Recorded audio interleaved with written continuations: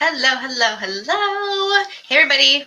Akeisha here, brought to you and accompanying me today is the power washer outside my apartment building. They're washing all the outsides of the building, which is great for going live on Facebook and YouTube and all the things today. So, hello, my name is Akeisha. If you don't know who I am a movement facilitator, creative, resilient dancer, and owner and operator of Stretch by Akeisha. My job and my passion is to help you move with ease and find more potential in your body as a movement lover. And today's conversation is about the language we use about speaking into movement and why I've shifted how I speak about movement to this sense of always answering the question of, is it expanding and is it reducing unnecessary tension? Like if the words that I'm choosing to leave my mouth when speaking about movement, if it doesn't create those two things, then I need to pick a different word. Obviously, there are times where a word needs to be used because that's a very defined description of what I want you to do. But I think we've become a little bit lazy in our language when speaking about movement, and therefore it's resulted in our bodies giving us feedback. So where does this all come from? Well, back in 2015, when I first started studying counter technique, it was clear choices of how they were directing their body through space were made aware to me. They weren't new words that had been brought to me. They weren't new concepts. They were just in a way that explained the movement and asked the body to do a certain thing in a sequence that made sense to me and my body. I remember back in university, one of our ballet teachers, Edmund, would use the word vector lines, very physics, very sciencey, like vector lines moving through space. Because if you put energy out there, it just continues to go until you decide to redirect it. But it was also kind of still very fixed in space, I felt, but it had a really great intention in keep going beyond the physicality of what you can see and touch. You need to disperse your weight and energy out into the world and keep it going. That's how dancers are able to create these beautiful lines and not look like they've ended. That is what is going on in our bodies. But it became more than that when I remember going through my modern training where we did drop swings or contractions. And it was all these words that were contract and drop and swing catch. But there was moments in that movement where my body either gripped or it got stuck or it got pinchy or it felt like I had to, a drop swing felt like I had to swing it and then muster up more to redirect it elsewhere. I'm a very fast mover, but I wanted to move very seamlessly through space with speed. And it wasn't until I learned the word release, different word than relax, release, and why counter teachers chose the word release over relax was because release, you had an ability to expand that, to release that out somewhere, and then you had to give your body a direction in where to go with that. And so I found that when I was releasing and just allowing my joints to move and actually articulate, the speed of my movement got so much faster and the tension decreased drastically because there was a choice of releasing.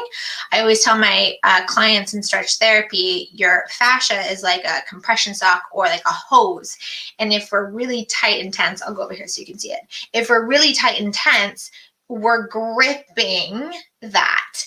And we don't have to contract and move around and wiggle it because that's just contraction. We just have to release and let go of the extra tension, the pinching of the fascia. We just have to let it release out and the movement can flow again. And that goes the same thing in directing movement as a mover. So there's this like choice of language, I think anybody who deals with movement knows. These are words are like from trainers, like tighten. I want you to like fire up. I want you to, tighten your core. I want you to go like push. Things like those create very specific outcomes in the body. Tighten, a lot of people go in and they like they go in and then they don't know where to go, so they bulge out. Like that's why those abs, you see them like going in and out. But another way you can do that is say like meet the front body to the back body, so there's this like support of your two halves, and then you can widen your abdominals, take up more space in and back behind you. That creates a connected core, front and back and sides, versus just like tighten your abs. And you can also hear like when you tighten it, your constriction of like airflow changes. So I know in certain, I'm not talking about like extreme weightlifting when you really have to build that abdominal pressure to support lifting 500 pounds. I'm not talking about that. That's very specific. I'm just talking about like everyday fucking movement where people are so tight, and it's like the language, part of it is the language that we keep telling ourselves. Like, I'm always tight. Cool, you're literally perpetuating that thought process. Your body's going to give that to you. Collapse, compression, pinch. These are all words that create this down energy that when even movement teachers are like, I want you to collapse, and then I want you to compress, collapse. They'll start to notice that their kids are like, oh, my back is hurting. Or I even being in professional class, in a Gaga class, and I use the word collapse a lot. And then in the comments was a whole bunch of people commenting like, what do I do? Because my lower back is hurting. And all I wanted to do was like take the screen on Zoom and be like, widen your back, release into the movement instead of dropping down and having all your energy go down like a pipe and just like hitting the bottom. Like that doesn't help you rebound, or that doesn't feel good on the body. And if you're a mover and you've felt these words, like feel them. Do you actually know the difference in the feeling of what these words are doing? So when you're collapsing, you're dropping, it's kind of like an end. That inertia really comes to like a halt. And so when we use the words like release and expand and widen and roll, even in a hinge joint, it actually slides and glides. That's very different than hinge. Because when we think of hinge, we think of a door frame. And a door frame is just like, bah, bah. But what actually happens in the body, like the knees, it rolls. The cartilage rolls and glides and slides. And there's like this little space and it gets to move. It doesn't go, bah, bah. It's not just one end, or it's not a hard open shut. There's the surface, there's this time, there's this space that happens in our joints for movement. I'm going all over my page of notes here. So I really wanted to have a friend on here to talk about her experience with changing the way she talks about movement, and I'll get her on here on another day because I think there's more to this conversation. But I remember being a dancer and just being I was in a whole bunch of pain as a dancer. And a lot of that was because I wasn't, working my strength, and I was overdeveloped in certain areas and like really undeveloped in other areas. And then like my fascia was just like all wound up in weird ways.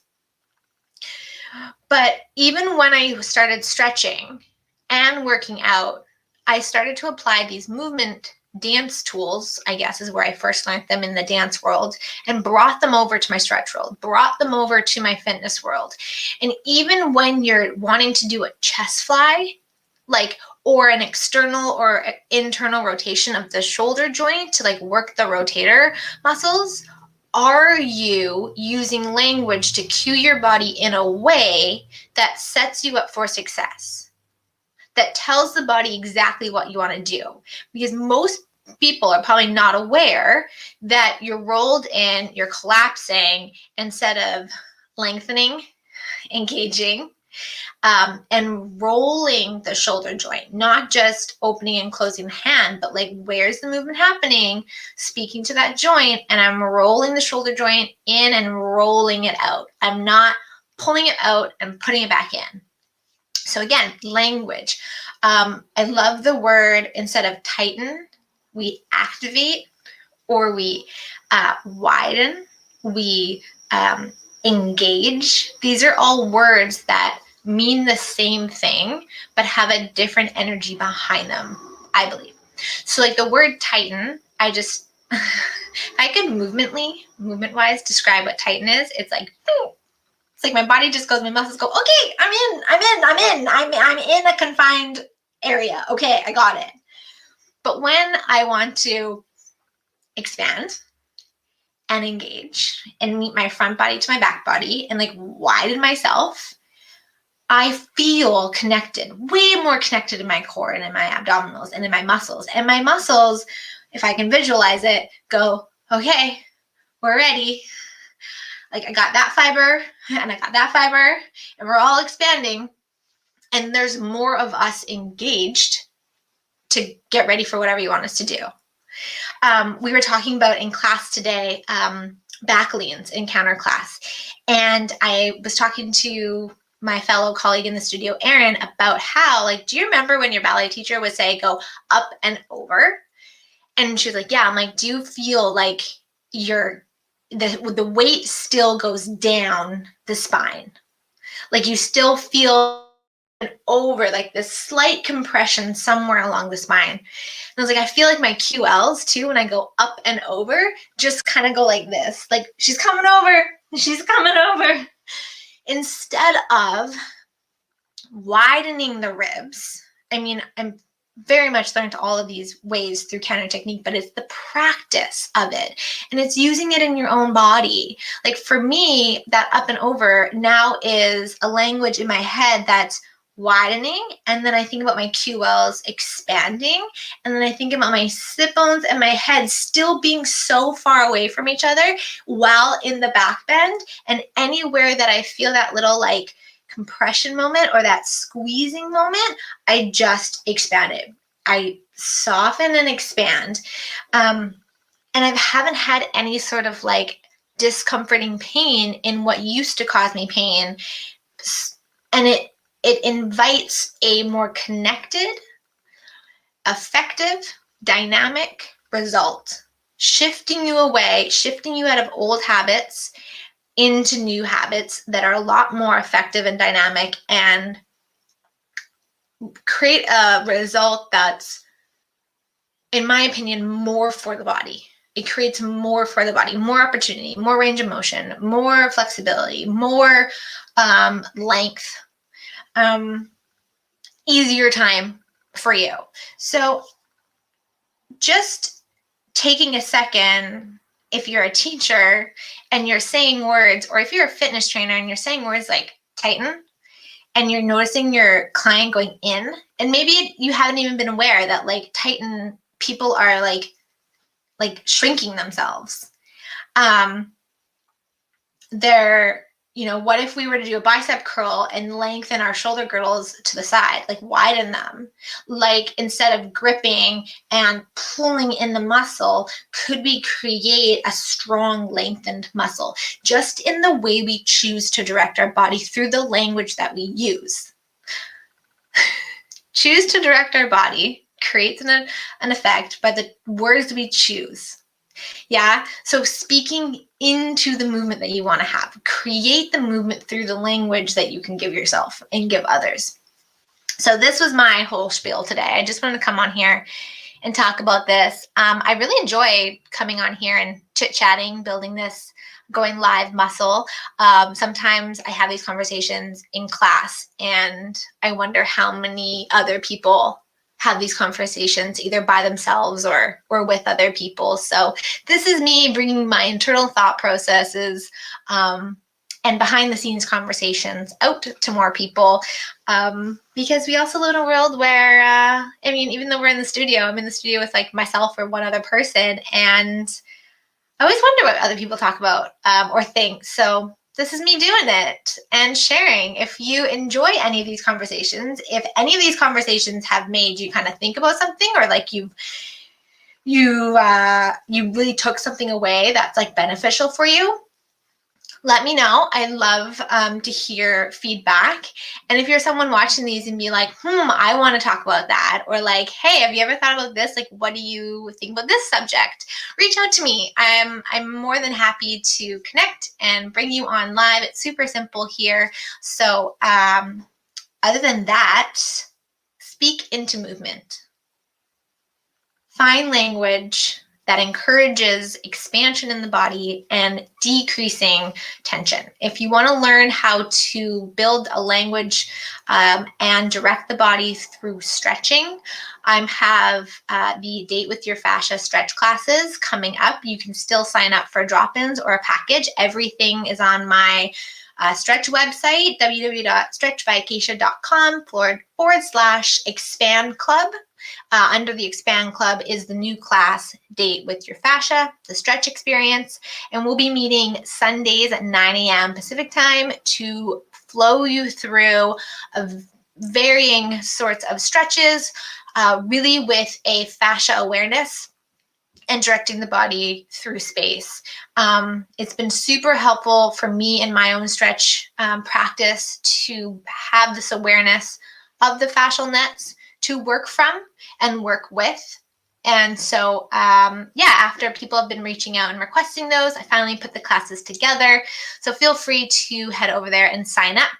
The links will be available until the next class. So don't worry if you want to sign up, you're like, Sundays are really bad for me. They'll be up throughout the week. And then once the next class happens, I'll replace essentially the videos with each other. Anyways, that's all I got for you today. I'm going to go and have some lunch and enjoy my day of teaching. I hope you guys are having a wonderful day, night, morning, whatever time of day you are watching this. And I will see you next week for another live chat. All right, take care.